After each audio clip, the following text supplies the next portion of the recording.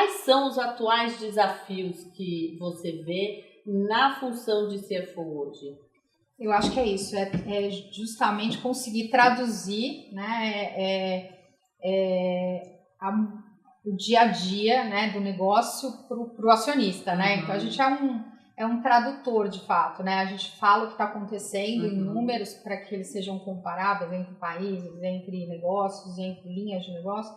Mas eu acho que no momento que a gente está atual no Brasil é um super desafio você conseguir traduzir para o acionista o que está acontecendo e o que vai acontecer, né? Eu acho que o que vai acontecer acho que é ainda mais difícil. Então, eu acho que esse é um desafio de você trabalhar com muitos cenários, entender muito bem as linhas de negócio, né? Entender muito bem o que a empresa vai ser, o que a empresa precisa ser e traduzir isso. Você precisa ter o conhecimento, não só o financeiro, né? Que é a visão tradicional, mas eu acho que o mais importante ainda é você conseguir falar com o negócio, você conseguir falar com a operação, para você de fato entender o que está acontecendo, quais são as dificuldades, quais são os fatores que influenciam o dia a dia da empresa, para você traduzir isso em riscos ou em oportunidades, né? Então, acho que esse é o grande desafio.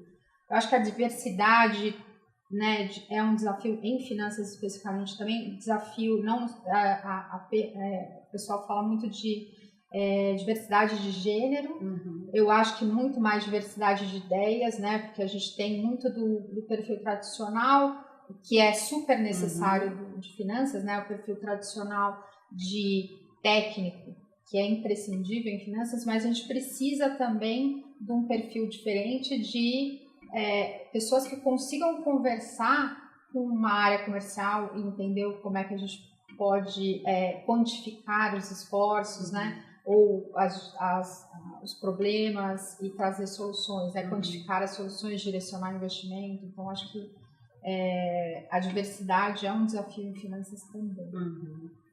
E aí, quando você diz, na situação atual que a gente vive, como explicar para o acionista, sendo um acionista estrangeiro, imagino que deve ser ainda mais desafiador. Então, se você puder explicar um pouquinho mais do que é a Lisiplan, né, para que a gente possa evoluir um pouco mais nessa análise, e a Lisiplan no mercado que ela se encontra hoje aqui no Brasil, como que você avalia o nosso ambiente regulatório, né, versus o que você acompanha, né, em outros países ou até nos seus pares aqui na região? A Lisiplan é uma empresa holandesa, né, de gestão de frota, né, então basicamente a gente aqui no Brasil foi constituído como uma empresa de leasing operacional, o que significa que nós acabamos se reportando para o Banco Central, então a gente tem um arcabouço regulatório super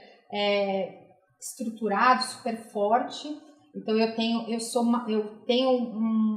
uma observância muito similar a um banco de um porte dos maiores bancos brasileiros, né?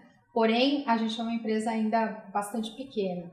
Ao mesmo tempo, apesar de eu ser uma instituição financeira, eu concorro com um mercado formado por empresas que não são instituições financeiras, locadoras, e a gente concorre, só que o meu nível de observância é totalmente diferente. Então, acho que é um grande desafio aqui para a gente.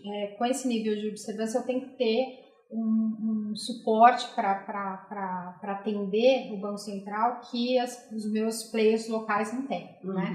E aí, quando eu compararei, quando a gente olha para fora, né? Lá fora não é assim. Também não, né? Funciona. Então, quando o meu acionista compara a minha performance em termos de eficiência com outros países, ele me acha ineficiente, porque aqui no Brasil realmente a gente ainda tem um desafio muito grande de produtividade, né? Então, por exemplo, eu brinco que a gente faz sempre uma apresentação para o acionista, a gente começa a mostrar um pouquinho como é que é o Brasil em relação a outros países. Então, por exemplo, a gente mostra o nível o tempo que a gente demora só na preparação de impostos aqui versus o que é no mundo todo. Então, hoje no Brasil existe